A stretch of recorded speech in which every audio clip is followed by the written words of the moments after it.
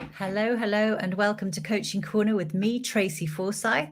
And today we're going to be talking about how not to be a wallflower in meetings. So,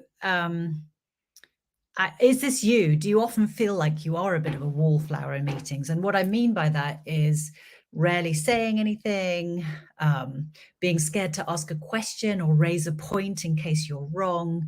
You might be held back by fear of looking stupid. And then do you feel stupid for not saying anything? Well, fear not, you are most definitely not alone. And this topic comes up so much in coaching. So, why does it matter? Well, if you, like most people, are someone who wants to create positive impact, wants to be heard, wants to be seen, wants recognition for the good that you do, then you just can't be that wallflower. You have to be seen and heard, and you have to contribute to the conversation, the debate, the discussion. And doing that is just an important part of delivering and showing your value to others. So, there's lots of reasons why people find it hard, but if this is you, then here are some ideas that I really, really encourage you to try. So, number one, go prepared with some icebreaker comments for when you arrive. So, breaking the ice, so this can be anything. It can be something that you've seen on the news. It can be that water cooler moment everyone's talking about. It could be a congratulations to somebody else on the team for an award or an achievement they've just received. Just something small to start the conversation. This you can prepare in advance. Think about it when you're on your way to the meeting or before. So number two, get yourself on the agenda in advance. Offer to present something from your department or some work that you've been doing, an update on some work you've been doing, or a case study. Put a discussion topic on the table that you prepare for and present or kick off. This way, you know in advance the points you want to make, and you will feel confident in your knowledge. I know that's terrifying for some people, but listen, you can do it. Number three, asking questions is the easiest way not to be a wallflower.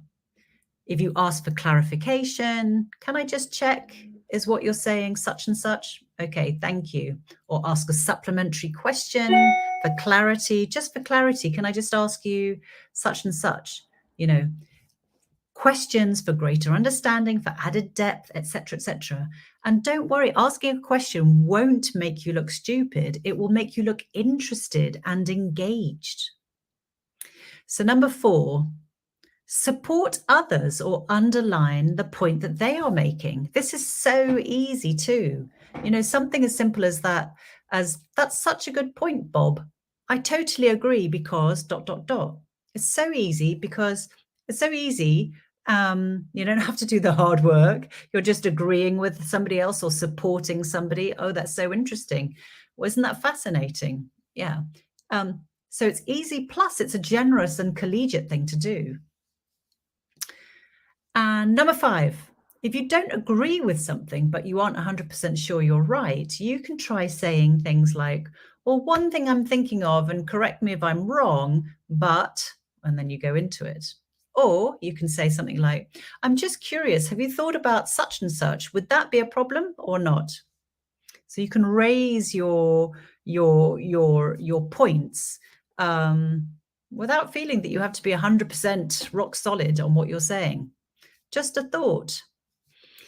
So number six, in the same way that you had an icebreaker, think about a closer, something to end on when the meeting is coming to an end.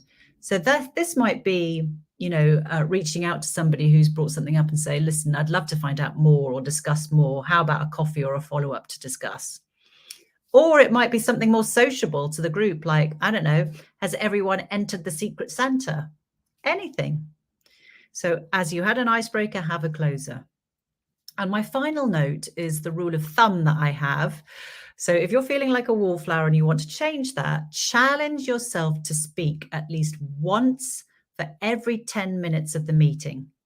So if it's a 30-minute meeting, speak a minimum of 3 times.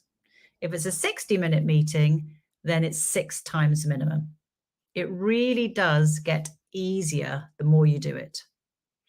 Okay, so I hope that helps. As I say, it's a topic that comes up often, and I know that these techniques have worked, so give it a go.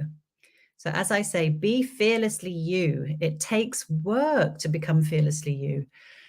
And this work is some of it. These tools and techniques are some of it, but I promise you it is totally worth it.